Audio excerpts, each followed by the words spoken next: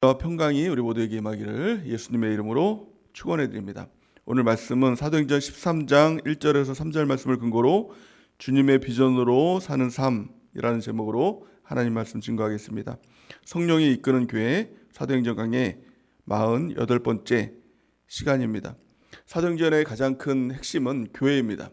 교회가 무엇인가라는 것을 사도행전 말씀을 통해서 우리 가운데 가르쳐주고 있고, 교회의 시작, 또 교회의 능력, 또 교회의 역사, 그런 것들을 우리 가운데 보여주고 있습니다.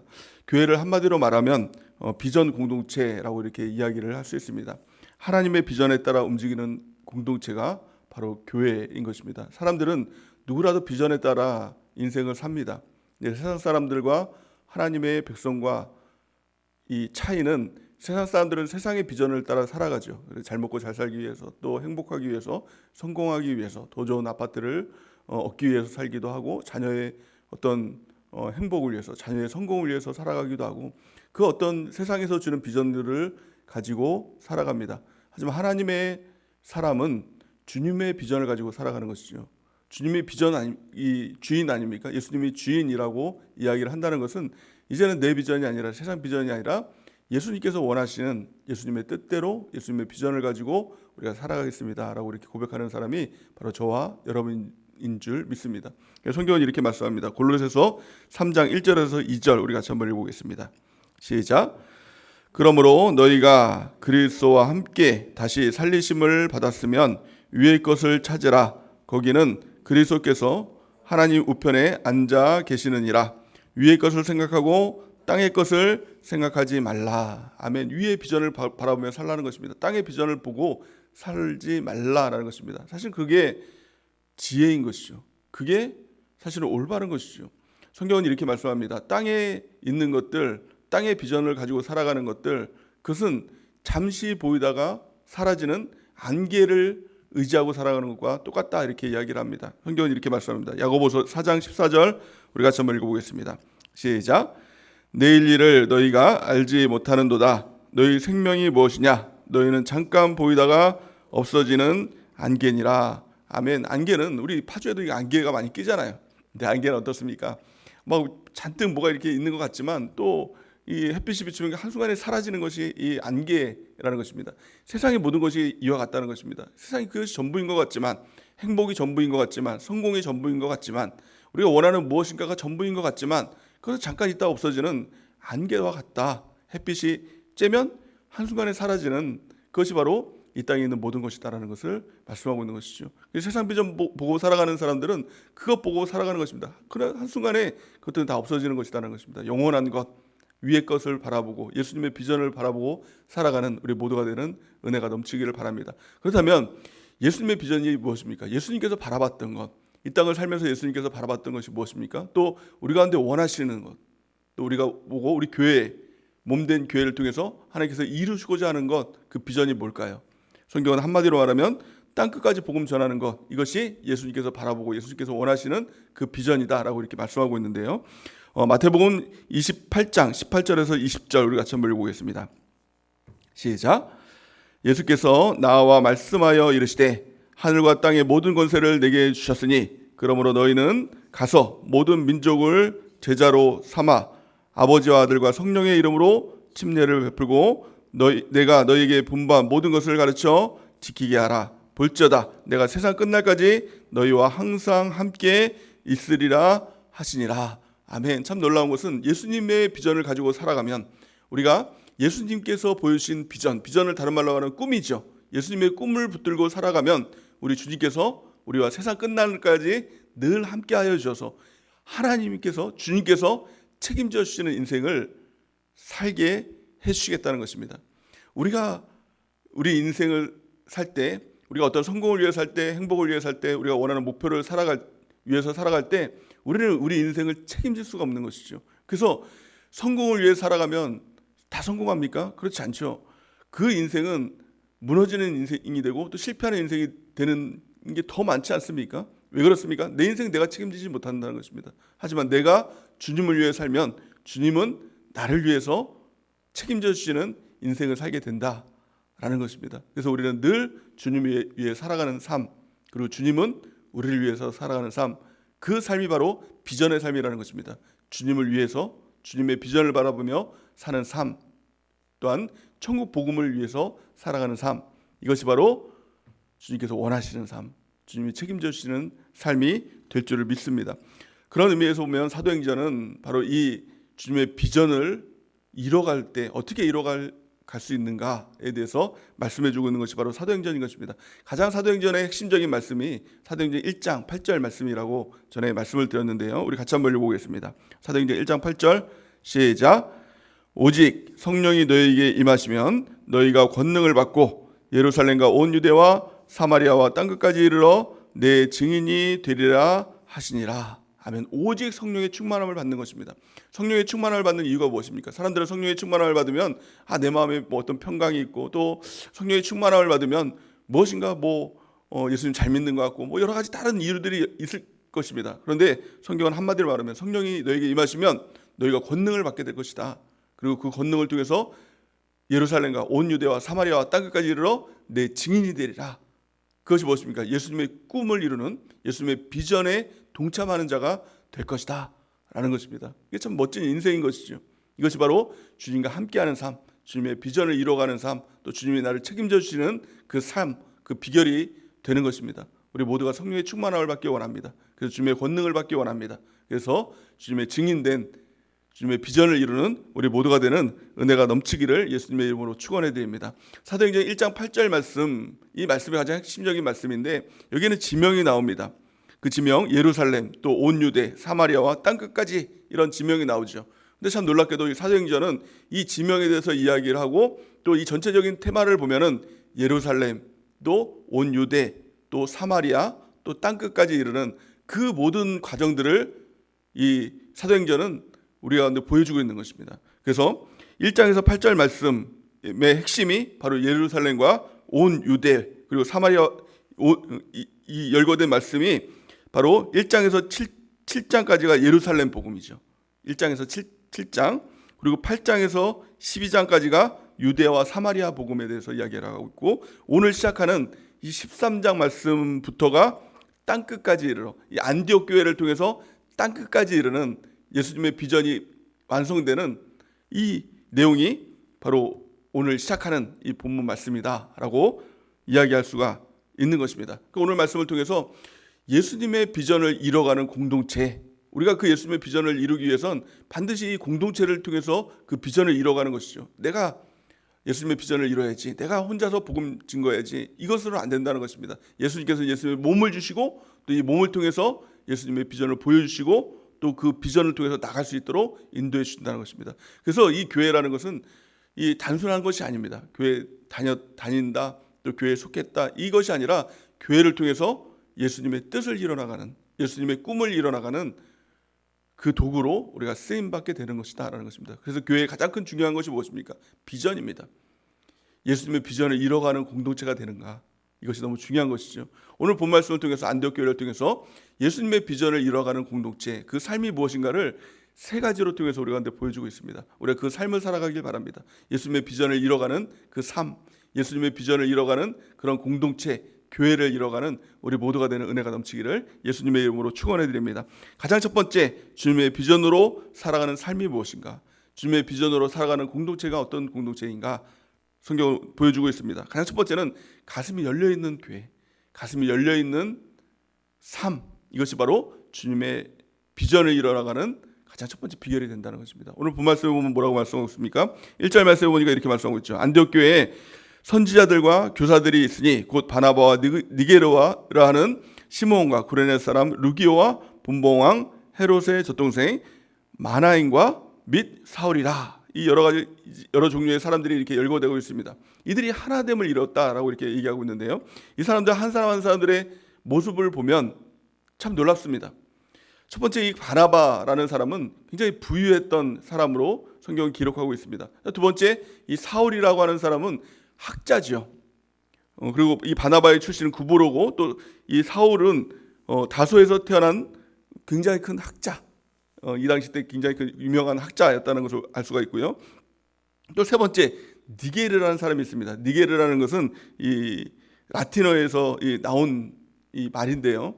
또 영어로 이렇게 넘어오면서 니그로라는 이런 표현이 나오게 됐죠. 우리가 이제 니그로 하면 어떻습니까? 이 검다라는 뜻을 가지고 흑인들한테 이제 이 니그로 그러면 이제 난리가 납니다. 이제 아주 큰일이 나죠. 그들은 이제 이 검둥이 막 이렇게 부르는 그런 이제 욕이 되는 것이죠. 이게 바로 니게르에서 나온 이 말입니다. 이 사람은 흑인이라는 것을 우리가 알 수 있는 것이죠. 또 네 번째 보니까 구레네 사람 루기오 역시 아프리카 태생이다라는 것을 이야기를 하고 있습니다. 또 다섯 번째 얘기하는 마나인이라는 사람, 이 사람은 헤롯의 젖동생이라고 이야기를 합니다. 젖동생이라는 것은 무엇입니까? 유머를 통해서 젖을 같이 먹었든지 아니면 뭐 같은 실제로 동생인지 그것에 대해서는 정확하게 그 역사는 없지만 헤롯과 같이 이렇게 자라났다.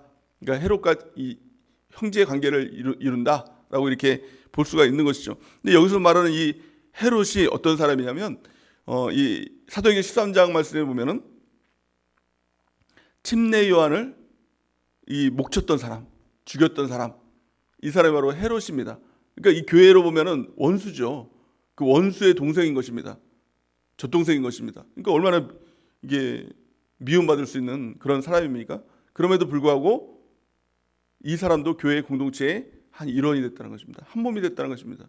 여기 나온 이 사람들은 이 안디옥 교회의 지도자들을 이야기하고 있는 것이죠. 근데 참 놀라운 것은 이 중에서 안디옥 출신이 하나도 없는 것입니다. 사람들은 자기가 다르면 배척을 하는 이 특성이 있죠. 우리나라도 경상도냐 전라도냐 요즘에는 모르겠습니다. 근데 예전에 그런 지역 싸움들이 있었지 않습니까? 서로가 미워하는 이유도 없이 지역이 다르다는 이유로 나와 다르다는 이유로 미워하는 그런 일들이 있었던 것이죠. 근데 이 공동체의 특징이 무엇입니까? 교회의 특징이 무엇입니까? 이 모든 사람이 하나를 이루는 공동체, 마음이 열려 있는 것입니다. 우리 세례도 마찬가지입니다. 나와 다르다는 이유만으로 마음이 닫혀 있다면, 누군가를 배척하고 있다면 그것은 진정한 공동체라고 말할 수가 없는 것이죠. 그래서 교회 공동체의 특징은 뭐예요? 나와 다른 사람이라 할지라도, 나와 지역이 다르고 또 신분이 다르고 또 어떤 성향이 다른 사람이라 할지라도 우리가 힘써 하나 되는 공동체, 이것이 바로 비전 공동체다라는 것을 오늘 성경을 통해서 우리가 보여주고 있는 것이죠. 에베소서 4장 2절에서 4절 말씀 보니까 이렇게 말씀하고 있습니다. 우리 같이 한번 읽어볼까요? 시작. 모든 겸손과 온유로 하고 오래 참음으로 사랑 가운데서 서로 용납하고 평안에 매는 줄로 성령이 하나 되게 하신 것을 힘써 지키라. 몸이 하나요 성령도 한 분이시니 이와 같이 너희가 부르심의 한 소망 안에서 부르심을 받았느니라. 아멘. 우리 교회 공동체의 가장 큰 능력, 힘이 무엇입니까? 성령이 하나 되게 하신 것. 이것을 우리가 힘써 지키는 것입니다. 하나됨을 지키는 것보다 더 큰 일은, 더 위대한 일은 없다라는 것입니다. 어떻게 지킵니까? 겸손하고 온유하고 오래 참고 또 사랑 가운데서 서로 용납하고 평안에 매는 줄로 성령이 하나 된 것을 힘써 지키는 우리 모두가 되는 은혜가 넘치길 바랍니다. 교회의 가장 큰 능력, 함께함입니다. 하나됨입니다. 우리가 이것을 힘써 지키는 은혜가 있길 바랍니다. 두 번째, 우리가 주님의 비전을 가진 삶, 또 주님의 비전을 가진 공동체, 교회의 모습이 어떤 모습일까요? 그 모습은 교회의 구성원 한 사람 한 사람이 하나님과 깊이 교제하는 이 공동체를 이뤄나가는 것입니다. 또 주님과 깊이 교제하는 그 삶을 이루어가는 것입니다. 우리가 매일 성경 통독 큐티를 하고 있죠. 또 믿음의 일기를 쓰고 있죠. 또 봉사를 하고 또 교제를 하고 있죠. 안 하고 있습니까? 다 하고 있습니다. 또 전도도 하고 있죠. 근데 이 모든 것이 사실 목적은 아니라는 것입니다. 사실 이것은 수단이라는 것이죠. 그래서 그 수단이 무엇입니까? 무엇을 이루기 위해서 우리가 이 모든 것들을 하고 있습니까? 하나님과 더 친밀해지기 위해서, 하나님과 교제하기 위해서 이 모든 것을 하고 있는 것입니다. 여러분들 새벽 예배에 나오는 이유가 무엇입니까? 새벽 예배에 나오는 이유가 무엇입니까? 새벽 예배 자체가 목적이 아닙니다. 새벽 예배를 통해서 주님을 만나는 것, 주님과 교제하는 것, 주님과 더 친밀해지는 것이 바로 이 목적이다라는 것입니다. 성경이 이렇게 말씀합니다. 요한복음 15장 5절에서 6절 우리 같이 한번 읽어보겠습니다. 시작. 나는 포도나무여 너희는 가지라. 그가 내 안에 내가 그 안에 거하면 사람이 열매를 많이 맺나니 나를 떠나서는 너희가 아무것도 할 수 없음이라. 사람이 내 안에 거하지 아니하면 가지처럼 밖에 버려져 마르나니 사람들이 그것을 모아다가 불에 던져 사르느니라. 아멘. 그리스도의 가장 큰 능력이 무엇일까요? 교회의 가장 큰 능력이 무엇일까요? 주님께 붙어 있는 것입니다. 어떻게 해서든지 내가 주님께 붙어 있겠습니다. 우리가 큐티하는 이유도, 또 믿음의 일기를 쓰는 이유도, 지금 새벽 예배를 나오는 이유도, 우리가 셀에서 교제하는 이유도 또 봉사하는 이유도, 또 전도하는 이유도 이유는 단 한 가지입니다. 붙어 있는 것입니다. 그런데 내가 주님께 붙어 있습니다. 내가 하는 것이 아니라 그 붙어 있는 주님의 힘으로, 능력으로 우리가 살아가는 것입니다. 떨어지면 나는 아무것도 아닌 존재입니다. 불에 살라 없어져 버리는 아무것도 아닌 존재입니다. 이것을 깨닫는 것, 그래서 그 교회의 능력으로 살아가는 것, 이것이 진정한 비전 공동체의 일원으로서의 삶인 것입니다. 그럴 때 주님의 비전이 보이고 주님의 비전의 삶을 살아가게 될 줄을 믿습니다. 오늘 2절 말씀에 보니까 이렇게 말씀하고 있습니다. 주를 섬겨 금식할 때, 이렇게 말씀하고 있죠. 주를 섬기다 라는 말은 다른 말로 말하면 주를 예배할 때라는 것입니다. 주님과 친밀할 때, 주님과 함께 있을 때, 주님을 예배할 때 주님의 비전을 우리한테 보여주는 것입니다. 주님의 명령이 우리한테 들려지게 되는 것이고 주님이 원하시는 삶을 우리가 살아갈 수가 있는 것입니다. 자, 세 번째로 우리 주님의 비전을 가진 삶, 또 비전으로 살아가는 삶, 또 주님의 비전을 가진 공동체로 살아가는 삶, 그 삶은 바로 희생적인 헌신입니다. 그를 위해서는 절대적인 순종이 있어야 되는 것이죠. 오늘 본 말씀에 보면 뭐라고 말씀하셨습니까? 2절 말씀에 보니까, 2절 하반절 말씀에 보니까 바나바와 사울을 따로 세우라, 이렇게 하나님이 그들에게 명령을 하십니다. 따로 세우라는 것은 분리해서 이양하라는 것이죠. 근데 누구를 분리해서 이양하라, 누구를 따로 세우라 라고 이렇게 말씀하고 있냐면 바나바와 사울입니다. 이 안디옥 교회에 있어서 바나바와 사울은 절대적인 이 사람들이었죠. 그러니까 지금으로 보면 뭐 담임 목사님과 부목사님 둘밖에 없어요. 교회에 사역자라는 이 분들이 둘밖에 없어요. 근데 둘을 따로 세우라 이렇게 얘기하는 것입니다.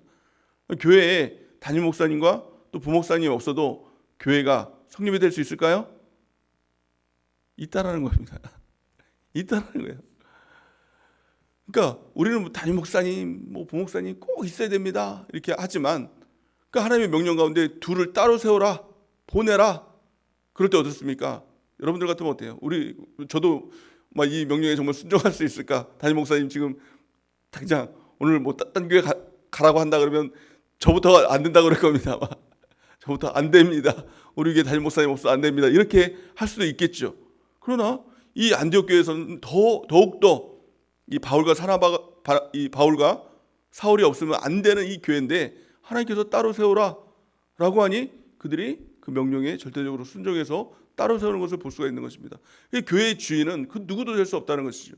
목사님도 될 수 없는 것이고 그 누구도 주인이 아니라 오직 예수님만이 주인이시다라는 겁니다. 예수님이 말씀하시면 그대로 순종하는 삶, 그대로 따라가는 삶, 이것이 바로 헌신이고 이것이 바로 희생이다라는 것을 성경은 말씀하고 있는 것입니다.